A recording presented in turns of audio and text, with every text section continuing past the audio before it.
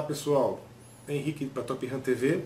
Hoje vamos falar de um assunto um pouquinho diferente, a evolução histórica dos processadores, começando do 286, 386 até os tempos atuais. Vamos passar um pouquinho por tudo que ocorreu nos últimos 18, 20 anos. Então podemos ver aí nas placas que temos que os componentes de começo dos anos 90. Tínhamos os 286, tínhamos os 386 e os 486. As placas usavam memórias nos padrões SDRAM, nesses pinagens que estamos vendo aí. Tinha em 32 e tinha em 64 bits. Podíamos ter a transição. As memórias cache eram ainda memórias do tipo RAM estática. Vimos aí um soquete que acomodava praticamente todo tipo de processador, seja 486, 486SX, 486DX, 486DX2, o DX2 Overdrive, o Cyrix, que era compatível no padrão 486, e até a Texas fez um DX2 e um DX4, que vemos aí alguns exemplares. Essas máquinas tinham clock máximo de 100 MHz. Na sequência vieram os componentes concorrentes da AMD, onde tínhamos a mesma placa que atendia ao Pentium, primeira geração Pentium, também tinha os seus concorrentes, o K5, o K6, o Cyrix 686, o Cyrix M2. E o que tinha essas placas? As memórias já eram em 64 bits. Os caches já foram para um padrão mais discreto, indo para maior capacidade, tipo 256 KB. Vemos aqui uma evolução dos barramentos. Na máquina mais antiga só tínhamos barramento ISA e VESA, não tínhamos barramento PCI ainda. Na evolução para a geração Pentium MMX, Cyrix, AMD K5 e AMD K6, tínhamos já a introdução do barramento PCI, dando um maior desempenho. Também olhando aqui, não tínhamos a controladora IDE na placa-mãe, porque isto era feito com uma placa separada. Aqui já tínhamos a controladora de IDE na própria placa-mãe. Aqui a controladora de disco era separada, tinha o flop separado, junto com o disco, e algumas tinham a serial e a paralela também junto com essa interface. Na evolução, seguindo, tivemos os Pentium Pro, que foi um chip de transição que introduziu toda uma tecnologia nova na Intel, indo para um mercado mais voltado para multimídia e a parte gráfica. Na sequência tivemos o Pentium 2, que foi uma evolução do Pentium Pro. As memórias passaram para o padrão SDRAM 64 bits que vemos aí. Nesse mesmo tipo de soquete tínhamos a memória SDRAM. Houve alguns exemplares que chegaram a funcionar até com DDR1, mas isso é uma coisa que só no fim da linha. Nessa época era uma confusão, porque você tinha que ter o Pentium 2, o Pentium 3, e em seguida a Intel fez o Pentium 3 também nesse outro soquete. O que deu um nó na cabeça de quem montava. Falei, ué, por que duas embalagens diferentes? Era uma evolução dos componentes, tá? Então aqui a gente pode ver uma placa que só tem os slots PCI. Já tem aqui os controladoras IDE, né? E essa placa era uma típica off-board do começo dos anos 2000.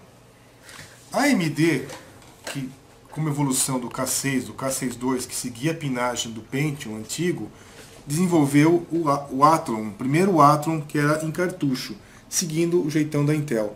Nessa época ainda se usava a memória SDRAM. O que tem interessante é isso, esse processador da AMD, ele era muito mais veloz que o Pentium 3. E foi justamente aí que a AMD deu uma dianteira em termos de desempenho para jogos e para a parte gráfica. Vemos aqui que essa placa ainda tinha um slot padrão ISA para conciliar cartões mais antigos, os PCIs, e já introduzia o padrão AGP para a parte gráfica, obviamente orientado aos jogos dessa época, por volta dos anos 99, 2000, 2001. Na sequência, vamos ver como evoluiu a partir da concorrência que a AMD fez, as placas indo para o Pentium 3 e o Celeron, que era um chip que encaixava nesse padrão. Também vinha AGP, vinha uma placa para engatar um modem nessa época, que se fazia o começo da internet, ainda era discada a internet. Tínhamos a controladora ainda sendo no padrão IDE, os discos dessa época eram IDE.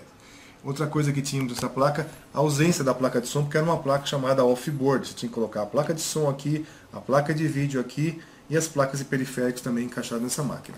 A Intel, no fim dessa linha Pentium 3, lançou o Tualatin, que foi o último processador dessa série, que é o chip de 1.3 e 1.4 e de 1.1 até 1.4 GHz. Era um excelente componente se comparado com o que tem hoje. Ele foi o cara que deu a base para a Intel lançar posteriormente a linha Core 2. Na concorrência vinha a AMD, né, com os seus chips Duron, capacidade plástica, maior frequência, e os Athlon, o Athlon XP, que fez um tremendo sucesso e literalmente obrigou a Intel a lançar a linha Pentium 4.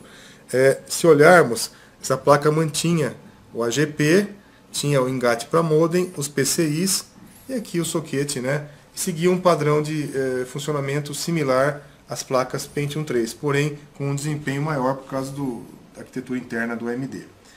Indo para frente, para a AMD ficar para trás de novo, a Intel soltou a arquitetura NetBurst no processador Pentium 4, que era esse novo padrão.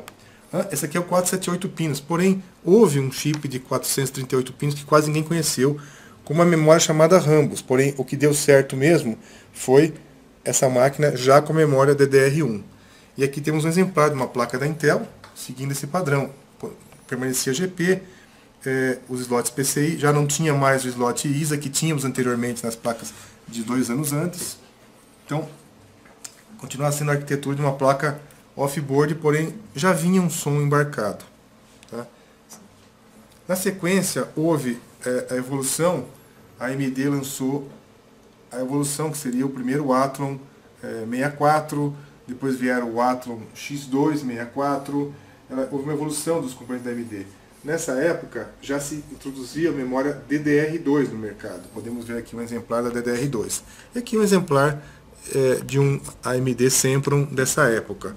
Tinha o Sempron 64, tinha 750 pinos, tinha o Sempron geração 939 pinos, depois geração 940 pinos. Em linhas gerais, essa é a placa. Nessa época, vimos já a introdução do PCI Express, que é o padrão que se usa até hoje para a parte gráfica. Também tínhamos os sons 7 canais, a memória DDR2 e a controladora SATA aparecia nesse momento nas placas da AMD em grande quantidade. Nas placas da Intel com o primeiro P4 já tinha algumas entradas SATA. Se olharmos arquiteturas anteriores, P3, não temos a presença do SATA como interface.